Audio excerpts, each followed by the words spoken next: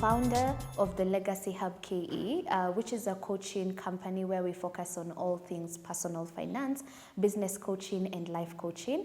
I am an investment, portfolio management, and financial professional. I'm also a certified life coach, and I'm very happy to take you guys through this session where we'll be talking about personal finance in the area of budgeting and also understanding the kind of investor that you are with regard to your risk appetite and the investment options that you ought to go for.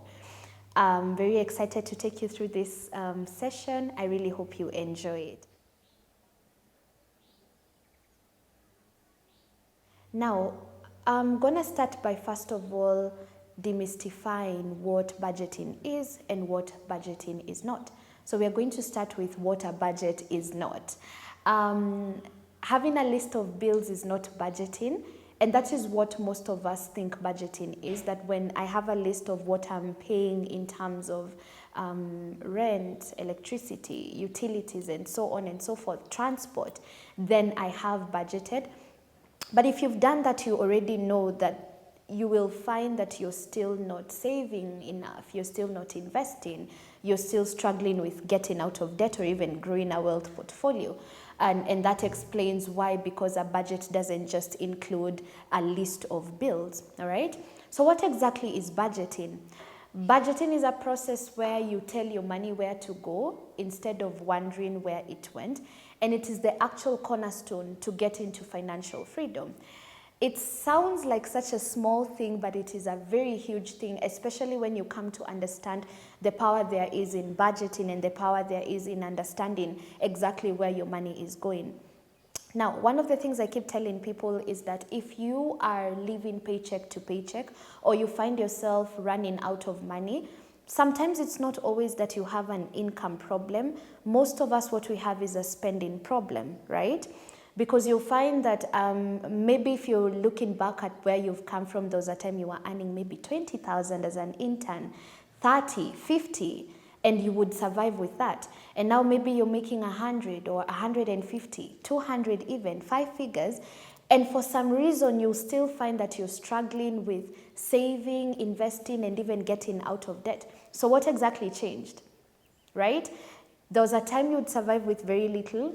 That's the 30, 40, 50,000. And now you have 5 figures, but we're still having the same issue. And this is one of the reasons why budgeting is very key, because it helps us understand that what we need to really focus on is our spending habits, even as we work on increasing our income. So what usually happens a lot of the time is that you get more money, and then what happens is what we call lifestyle creep, where you end up spending more because you're earning more. And so it's a vicious cycle of, regardless of how much money you earn, you will always find yourself almost living paycheck to paycheck, if not completely in it. So we are, as we said, we defined budgeting as telling your money where to go instead of wondering where it went. Now, let's define 4 most important components of a budget, because we already said that having a list of bills is not budgeting, all right? So the first component that a budget must have is the obvious mandatory bills and expenses, because bills have to be paid, right? So that is your usual rent, electricity, utilities, transport, gym payments, school fees, etc. The things that we can't do without. They must be paid, they must be attended to. So a proper budget obviously must have that. But there are 3 other budget lines that must be included in a working budget that should actually help you in terms of having a healthier personal finance life, all right? So after mandatory bills and expenses, the second thing that you want to have budgeted for, that is specifically allocating money for, and that is debt repayments. So whether that is something as obvious as HELB loans, if you ever took student loans, whether that is in Kenya or somewhere else, you have to plan for that. If it's mobile loans, you have to plan for how to pay them off. If you're talking about mortgage, personal loans, so on your budget, you need to have a specific amount or a percentage of money that you allocate for debt repayment. That is assuming that you do have any debt. If you don't have debt, good for you, because most of your money now can be focused towards wealth building. So we are talking saving, we are talking investment, we're talking building a really good, beautiful portfolio, right? So you definitely need to set aside money for debt repayment. Okay, so we are saying that, and I'm gonna be hopefully sharing a budgeting template that can be displayed or that can be shared with you guys, so that you can see exactly how you would allocate these budget lines on a template. All right. So we've said we have to have mandatory bills and expenses. The second thing that must be allocated for, if you are in debt, you can't go about budgeting without allocating a specific amount for debt repayment. Don't wait for when you have lump sum so that you can pay off debt, all right? The third thing that must be on your budget is saving and investing. All right, so savings and investments must feature. So you might wonder, so what's the difference between saving and the difference between saving and investing? So saving is capital preservation. Saving is, I have 50K today, and 6 months I come back and the money is still 50K. Now, you don't want to really save for the long term, because there's this thing called inflation, and it does its thing on uninvested money. So you want to save for short-term projects, maybe 3 to 6 months. You can put that money either in a bank, majorly in a bank, or for you who prefer to have the money in your M-Shwari or your M-Pesa, that's fine. But saving is merely just capital preservation. You don't build wealth or become financially free by saving. Okay? And that is where investing comes in. Now, investing is not only just capital preservation, it is putting your money to work for you. All right? So you're putting it in an asset or a financial instrument that will not only just preserve your capital, but will also multiply and grow your money. And that's very key. Again, we are looking to financial freedom, so you cannot achieve financial freedom by just preserving your capital. Because what is inflation again? It is the rate at which the prices of goods, services, commodities go up every year. So why or how does that affect you? If inflation is at 5% in 2021 in Kenya right now, it means that the prices of everything, goods and services, increase at the rate of 5% every year. And that's going to affect you, because if your money is not growing at that rate, then you won't even be able, leave alone to improve your lifestyle, but even just to sustain your current standard of lifestyle. And that is why you find that, like currently, inflation has done its thing on fuel prices, and when fuel prices go up, everything else goes up, right?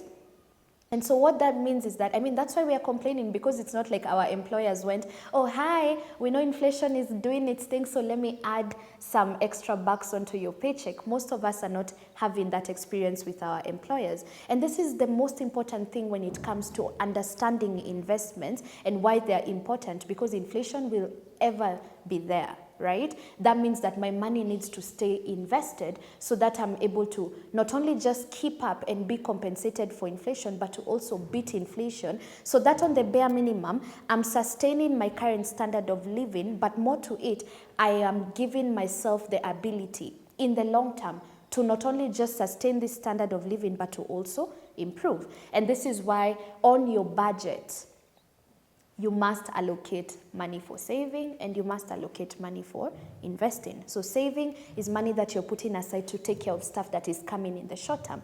And then investing, the best kind of investing is long-term investing, all right? And so this is money you're putting aside and putting it to work, so that in 5, 10, 15 years, you have passive income. And this is money that's coming off of your investments that you don't have to wake up, go to the office and work for. All right, so passive income is the new form of self-care, guys. It's amazing to just be asleep and getting your dividend payments, your interest payments, without necessarily having to work for it. The money you're working your 8 to 5 for is being invested, and then it's working for you to generate an additional stream of income. All right, so we've said mandatory bills and expenses, and we've said that's not where a budget should end, a proper budget. And then we have debt repayments. All right, and then we have savings and investments. The last item that must be specifically allocated for on your budget is entertainment, wants, leisure, and giving. In other words, your wants. These are things, so how do you determine whether something is a want or something is a need? Now, for me, I have a rule of thumb that works very well for me. Every time I want to identify if something is a need, or if it is a want, I ask myself, if my income today was slashed into half, Like if I get 100, now I'm getting 50. What are the things I know will absolutely not be a priority? Like they're gonna fall off if I'm trying to be frugal. Those things that you know you are going to sacrifice on, those are your wants. Okay? And the things that must be paid for, even if your salary was slashed into half, then those are your needs. So that's what falls under mandatory bills and expenses, the needs. And then the wants is travel, eating out, ordering in, your massages, etc. Things that, I mean, you could do without, but I mean, who doesn't want convenience? So you want to have a specific budget allocated for your wants, your leisure, giving, because as long as you're a human being, you live with people, there's gonna be baby showers, there's gonna be bridal showers, there's gonna be birthdays, there's gonna be anniversaries and, just social events, right? And then of course, within that budget, you could also allocate some money for miscellaneous spending, because again, you might plan for everything, but you cannot fully allocate for every single thing. Someone will hit your side mirror, and maybe you don't even have time for insurance to take care of that, so that you do a quick run to the garage, get it fixed. That's a miscellaneous cost. Now, that miscellaneous allocation is very important in your budget, and if you don't have one, it might be the reason why your budget is not working very well. In my line of work, one of the challenges that my clients share with me is they tell me, Coach, I had a working budget. I had it all planned out and all figured out. But then at the middle of the month, ABCD happened, and then it messed it all up. Why that happens is because we actually don't have an amount set aside for miscellaneous spending. So why miscellaneous spending, why a budget for miscellaneous spending is very important is it creates flexibility in your budget. A rigid budget will fail terribly, okay? So you want to have, now depending on your lifestyle, it can be 3,000, it can be 10,000, it can be 20,000. Okay, but what we're saying is that you need to have some money set aside for unforeseen circumstances, right? So that as and when these things come up, you're not now compromising on your savings because something came up, or you no longer are saving, or you couldn't service your debt that month because something came up, right? So having this amount on a monthly basis is very key, so that you allow for flexibility, because life is not fixed. Things happen, and planned for things happen. So when you have a budget set aside for that, it helps with flexibility in your budget. So those are the four most important items that everyone must have on their budget. So just a quick recap: mandatory bills and expenses, debt repayments, savings and investments, and finally your wants and miscellaneous spending. All right? Now you're probably wondering, so how much should go to mandatory bills and expenses, how much should go to wants, how much should go to investing? Now there is a budgeting rule of thumb, and it's called the 50-30-20 budgeting rule. Now the 50-30-20 budgeting rule stipulates that 50% of your income, your net income, because we are working on net, because gross has government deductions and so on. Net income is what you want to work with, because that's what comes into your account, right? So 50% of your net income should go to mandatory bills and expenses. Now I know someone is already cringing, because they're just like, okay, do I spend 50% really or more? Most of us spend more than half of our salary just taking care of our mandatory bills and expenses. Now, if that's the case, it's no wonder that we are not saving or investing or servicing debt, because where's the money for that, right? So if you want to really have allocation for your money to work for you, you want to limit these needs. Remember, we already did a needs and a wants list. You want to restrict the needs. I mean, the needs to 50%, right? So if I earn 80,000, it means that my rent, my transport, my food, etc., like the needs, the things I can't do without, they need to be 40K. So that the rest of the 40K are allocated amongst these three other areas that we've talked about. So 50-30-20, 50% goes to mandatory bills and expenses, and then 30% goes to savings, investments, and debt repayments. Now you could distribute that however you want. 10% could go to savings, another 10% to investing, another 10% to debt repayment. If you don't have debt, then you can realize that you have the 30% already going to savings and investments.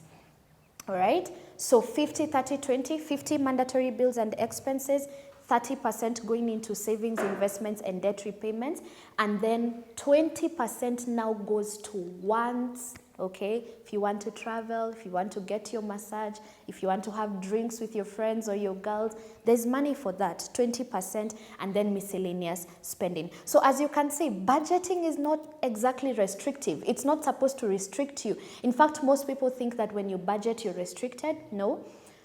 Budgeting is what gets you to financial freedom, because you are the 20% is now guilt-free spending. So it's not that I'm getting my Chanel bag but I'm in debt, or I keep telling people time and time again that the goal is to actually be wealthy, not just to look wealthy.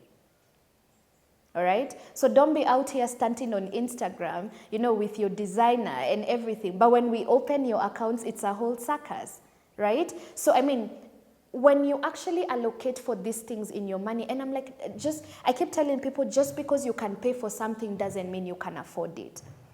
It's one thing to pay for something, it's another thing to afford it. So what tells you whether you can afford your luxuries and your wants and and your entertainment? It is that because I went on vacation, or because I got this hair, or because I got this car, I am unable to save, I'm unable to invest, I can't service my debt, or rather I'm in debt because of it, then that shows you that you couldn't necessarily really afford that thing. Affording is being able to pay for that thing, okay, and still be able to meet your other financial obligations.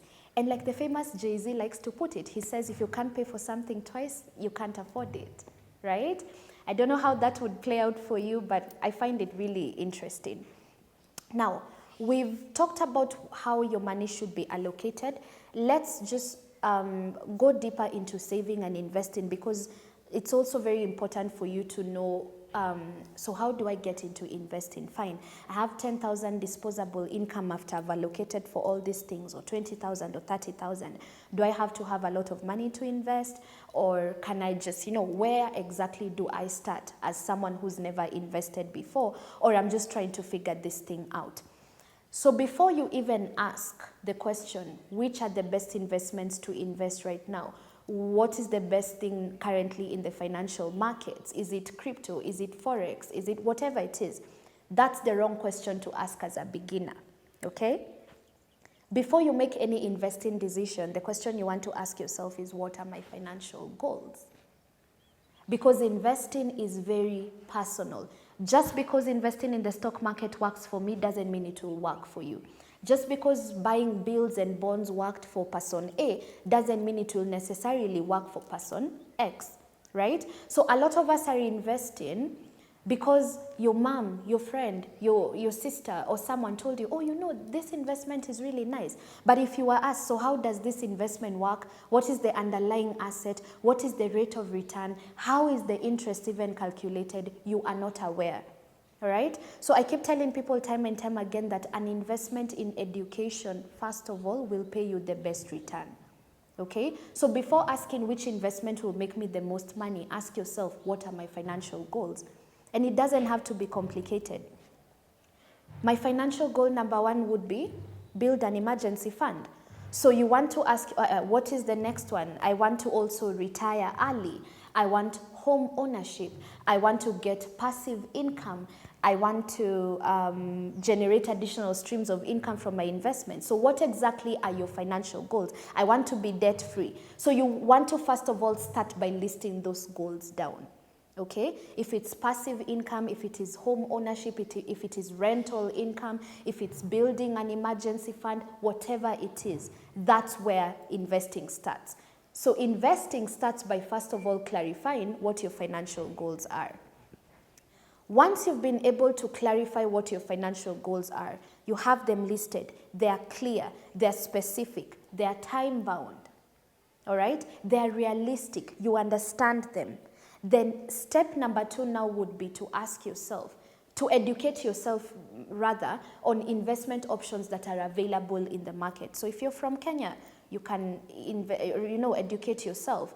on investment options that are available in Kenya. Like currently, that's one of the programs that I run in my course where I teach you on the basics of investments. It's called the basics of investment because we are really learning like the basics of the stock market, bills and bonds, etc.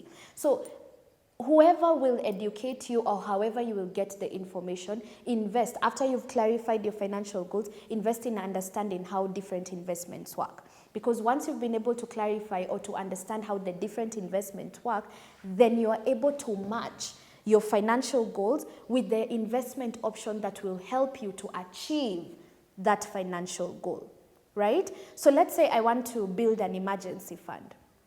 So the question would be, where would be the best place to build an emergency fund? So what's an emergency fund? This is cash that, it's like savings worth 3 to 6 months of your total living expenses. And they come in handy in the case of a job loss, or maybe your medical insurance has depleted and you're in hospital, really serious emergencies, okay? So this is money that you want to be able to access real quick.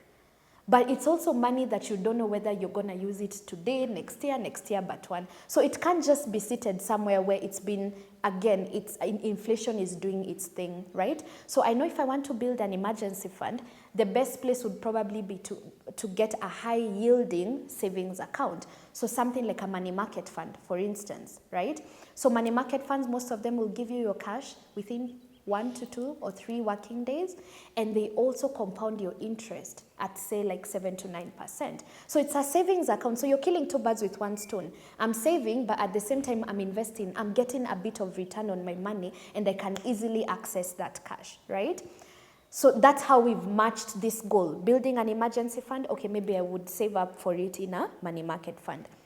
So maybe you want to generate passive income, right, in the medium term. And then you're like, okay, so which investment would I put my money that would be paying me an interest maybe quarterly or semi-annually? That would probably be either a corporate bond or a treasury bond. So you see, you're not just walking into it like, so which investment will make me the most money? No, it is, what is my goal? Passive income every 6 months. Which investment option would give me that? If it is long term, like for instance, I personally invest in the stock market as a retirement plan because I want to get checks every year from the companies that I've chosen. So on top of like my pension contributions, I also want to have, because you see when you invest in companies that will be there 20, 30 years from now, I'm getting say a dividend check from Safaricom, from Stanchart, from EABL, BAT, whichever company you've chosen. So it kind of like improves your lifestyle during retirement because these are investments that I made as a young woman. And at the end, like maybe when I'm in my 50s, I'm getting these checks. You understand? So ensure that you're matching. So we've said, clarify your financial goals. Number 2, research on investment options and then match them. And finally, you want to now understand your risk appetite. Okay? What is a risk appetite? Most people just get into investments, but you haven't asked yourself, how much money am I willing to lose? Because you cannot invest without risk. So there's low risk, there's medium risk, there's high risk. So you want to find out what kind of an investor am I in terms of risk appetite, yeah? So your risk appetite isn't about feelings, at how you're feeling in that particular moment when you're making the investment. It's about how much money would I afford to lose and it wouldn't get me into a catastrophic situation. Like my kids will not go hungry, I would not have rent or school fees, etc. So for risk appetite, it is important for you to never invest money that you cannot afford to lose. All right? And this is why that budget line needs to be on your budget. Because money for investing is money you've set aside specifically for investing. It's not money for school fees that you're gambling with. It's not money for rent that you're gambling with. It's not money for your health care that you're gambling with. You've already allocated for mandatory bills and expenses. You've done for your short-term projects in savings. You've even allocated money for debt repayments and travel and whatnot. And then you have that 10% or 15 or 20, however is enough for you for investing. So you see, when you do it that way, you're not going to take your entire livelihood and put it in an investment and lose all that money. So risk appetite is about how much money can I afford losing. You know, there's money that you can lose. Every bit of money that you lose will pain you in a certain way. But don't let it be the amount of money that would put you in a catastrophic situation where you're like, okay, now, I mean, the world needs to stop because I lost this money. No. So, and I mean, the ultimate thumb of rule that I personally use when it comes to investing, I think big, but start small and start now. Every one of these investment options is very possible for you to build. So you want to look at investing as a journey, it's a marathon, not a sprint. It's not about it's not about quick money. If you're looking for quick money, then you will really get messed up in investments. Pyramid schemes are gonna be bay for you because that's what they promise, quick money. If it was that easy to make money, everyone would be rich, okay? So I keep telling people time and time again that the best way to grow rich is to get rich slowly. It is what is sustainable in the long term, all right? So I'm not saying don't be daring. I'm not saying don't take risk with your money. What I'm saying is that it needs to be calculated risk. It needs to be money that you can afford losing. And most importantly, it needs to be investments that you understand. Remember, I started by saying that an investment in education will pay you the best return. So when you've educated yourself on the stock market, on offshore investments, etc., it's not even gonna be a question what your risk appetite towards that investment is, because you'll understand the risk profile that comes with every asset class that you've chosen. And that's going to be very easy for you to be like, okay, so does this give me capital preservation? And you're told, no. The money market fund will give you capital preservation. So that means you can't lose whatever you put in. But in the stock market, you could lose. So you don't even need to be told whether that is something that would work for you or not. Right? Because if you're looking for capital preservation, then you'll go for low risk investments. If you're looking for like long-term dividend, capital gains, then you'd be able to take the short-term risk for more long-term gain. So understanding how investments work, how interest is calculated, the risk profile of each asset is really the only way to understand if you're able to take on the investment at a particular time or not. So I hope this was helpful for you guys, and I wish you all the best in your personal finance journey. Thank you so much.